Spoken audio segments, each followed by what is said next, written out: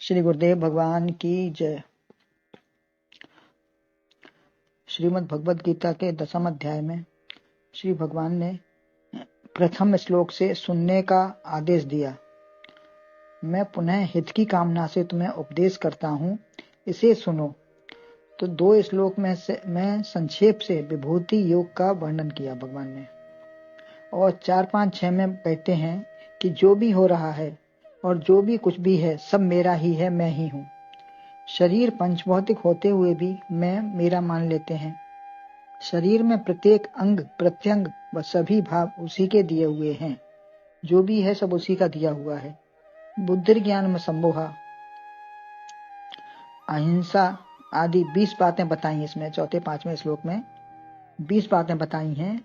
तो 12 हैं बुद्धि, ज्ञान, असम्मोहा, क्षमा, सत्य, दम, सम, अहिंसा, समता, तुष्टि, तप और दान। ये सब व्यक्तिगत हैं, अलग अलग हैं, लेकिन एकाकी है।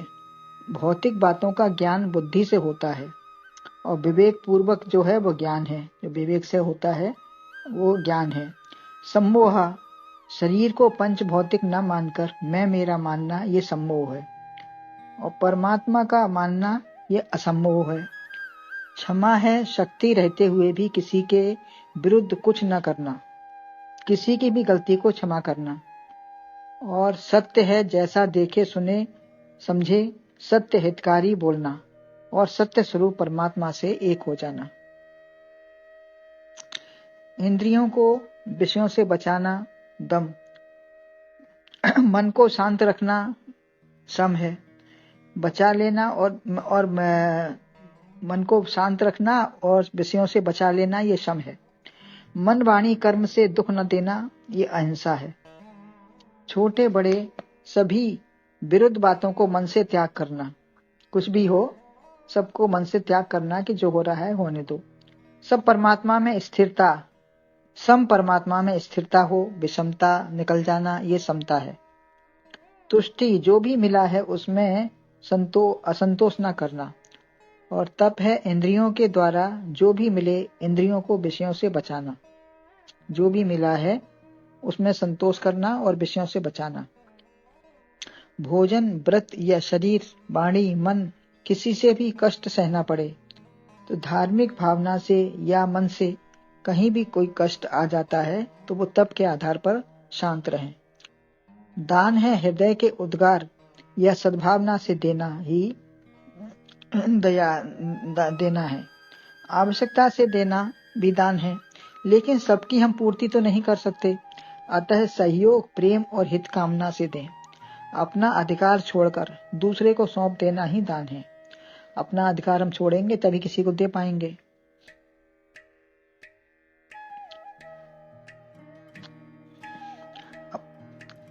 यह 12 बातें, ये 12 जो वस्तुएं परमात्मा से मिली हैं, अतः उसी की समझो। जो भी इनमें से हम करते हैं तो हमारा पुरुषार्थ यह है, या कुछ भी हमारा नहीं है। हम कुछ भी इसके करने वाले नहीं हैं, सब भगवान के द्वारा ही सहजता से करें और कोशिश करें और उसी का माने। पुरुषार्थ अवश्य करो, लेकिन जो प्राप्ति है सो उसी की है। प्रयत्न करेंगे तभी कुछ मिलेगा। जैसे सूर्य का प्रकाश तो मिला है, लेकिन दरवाजे या आंखें बंद कर लेंगे तो कुछ न दिखेगा। पुरुषार्थ के साथ भगवत भावना रहनी चाहिए। पुरुषार्थ करें तो ये नहीं कि हम कर रहे हैं या हमारे लिए होना है, भगवत भावना। उनकी कृपा दृष्टि के प्रति कृतज्ञता बनी रहे कि बिना आपकी कृपा दृष्टि के मैं कुछ नहीं कर सकता। इसके बाद 8 वस्तुओं का जोड़ा बताया है। पहला है जिसमें सुख दुख दोनों अच्छे उन्हीं से मिला है, सुख दुख भी। तो रोना कैसा? किसी की दी हुई वस्तु में विक्षेप नहीं लाते। जैसे उपहार में बड़ी कीमती या छोटी सूक्ष्म वस्तु ही मिले, लेकिन उसे प्रेमी जन से प्रेम की प्राप्ति ही मानते हैं। अपनी दृष्टि से खराब या अच्छा माना तो सु माने अच्छा और खा माने आकाश, खाली। तो हृदयाकाश में अच्छा भाव है तो सुख है, और बुरा माना तो दुख है। तो सब मन से मन का ही माना है। अपनी इच्छा से छोड़ा तो दुख नहीं होगा, और लाचारी से या मजबूरी से भोजन या कुछ नहीं मिला तो दुख होता है। तो मन का ही माना है बराबर व्रत से या ना मिलने से, लेकिन भाव में अंतर है। हमने व्रत किया तो नहीं खाया, या नहीं मिला तो नहीं मिला, तो लेकिन वो भाव में अंतर हो जाता है कि उसका हमें सुख दुख क्यों होता है।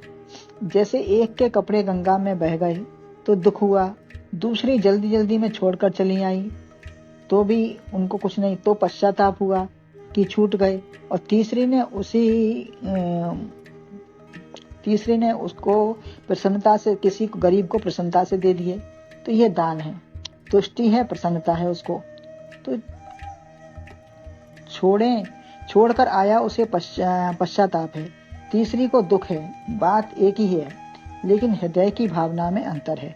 ऐसे ही कोई प्रसाद पाकर सुख दुख नहीं होता, जो मिला है अच्छा है। ऐसे ही बुद्धि, धन, पुत्र, परिवार दिया तो प्रसाद है, ले लिया तो अच्छी उसकी मर्जी है। राजी हैं हम उसी में जिसमें तेरी रजा है। यूं भी वाह है और यूं भी वाह है। दो जोड़े हैं, भव और अभव। अभाव, भव कुछ भी पैदा होना, कुछ भी मिला, अभाव ना होना, या मृत्यु, ये दोनों ही संसार में होता रहता है। भव कुछ भी पैदा हो जाना और कुछ भी मिल जाए, अभाव है ना होना या मृत्यु होना, यह दोनों ही संसार में होता रहता है। यदि परमात्मा की कृपा को समझें, जान लें तो दुख ना होगा। तीसरा है भय अभय। भय अज्ञान से, मूर्खता से होता है। आशंका रहती है कभी धन न चुरा लें, गलत व्यवहार न हो जाए, अपमान न हो जाए। यदि स्वार्थ, अभिमान या लोभ लालच से ऐसा किया तो उसका फल तो भोगना ही पड़ेगा। जो करेगा उसका फल भोगेगा ही वो। तो जो व्यक्ति शास्त्र और लोक मर्यादा से, सच्चरित्रता से चलता है, उसे राज, समाज, धर्म, ईश्वर, आत्मा, किसी का भी भय नहीं होता। जो अपने नियम कानून से, कायदे से चलता है, मर्यादा में रहता है, उसको किसी का भय नहीं होता। यदि भय नहीं भी करते हो हठ के कारण, तब भी चाहे जैसा गलत किया हो, फल भोगना ही पड़ेगा। यदि आप हठ के कारण भय नहीं करते हैं तो हमें फल अपना भोगना ही पड़ेगा। अभय नहीं हो सकता। सदाचारी ही निर्भय होता है। संयोग बस उसे कष्ट मिल भी जाता है तो शिरोधार्य करता है, सहर्ष स्वीकार करता है उसको। भरत को रघुगण की पालकी में लगाकर दुख नहीं हुआ। भरत जी थे तो संत थे, तो उनको रघुगण ने पालकी में लगा लिया तो उनको दुख नहीं हुआ। बार बार उसको डांटते हैं कैसे चलता है, तो बहुत सी डांटें खाई, तो कहा चींटी कीड़े मकोड़े को बचाकर चल रहा हूँ।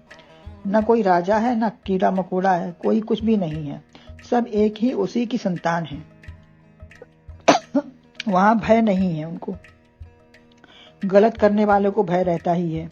माता बच्चे को मारती है, लेकिन जहां सद्भावना से, न्याय से शिक्षा के लिए दंड दिया है तो भय नहीं है। दुख भय दोनों अज्ञान से आया है। इसकी निवृत्ति हो जाए तो कुछ भी नहीं है। भय अभय तीनों जोड़े परमात्मा के दिए हैं। परमात्मा ने बुद्धि, धन, स्वास्थ्य, शरीर दिया। इसी से यश, सेवा जो भी किया हमने कुछ नहीं किया, उसी की कृपा से हुआ है। यदि कितना भी अच्छा करने पर यश ना भी मिले तो भी विक्षेप या दुखी मत हो। परमात्मा तो सब देख रहा है, उसका फल वह अवश्य देगा। सब उसी की लीला व संसार उसका सब चरित्र है। मानस में पूरी कथा राम जी की है, लेकिन क्या लंका कांड में उत्पात को रामायण से निकाल देंगे तो क्या रहेगा? कहीं विवाह, कहीं जन्म है, कहीं सत्संग है, कहीं युद्ध है, कहीं मुनि मिलन है, सुख, संघर्ष, मृत्यु सब होता है। जीवन है तो सब होगा। यह सब जीवन रूपी राम की कथा है। उसमें सुख दुख कैसा, राक्षसी वृत्ति या दुखी बात आ जाए तो जीवन की कथा है। यह भी सब जीवन की कथा है। कभी कैसा व्यवहार, कोई बात आ जाती है तो ये सब जीवन में सब बदलाव आता ही है, राम की कथा के जो अंतर्गत है। तो काम, क्रोध, भय, दुख, सुख नहीं होगा। आना जाना ही संसार है। जो भी है सब परमात्मा का ही दिया हुआ है। कहीं गुलदस्ता सजाएंगे तो फूल, पत्ती, कांटे सभी लगाते हैं। ऐसे ही यह सब जीवन के सुशोभित करने वाले हैं। सब परमात्मा का ही स्वरूप है। हर हाल के मुस्काएंगे और कृपा समझकर रहना है। मत एव भवंती, कहीं आग है, पानी है, कूड़ा है, कहीं सोना है, फूल है, कांटे हैं, सब रखा है यथा स्थान, सबका उपयोग है, विभूति है भगवान की, ऐसा भगवान का आदेश है। तो उसमें लिप्त न होके भगवान का समझ के उसी के लिए उसका उपयोग करना चाहिए। गुरुदेव भगवान की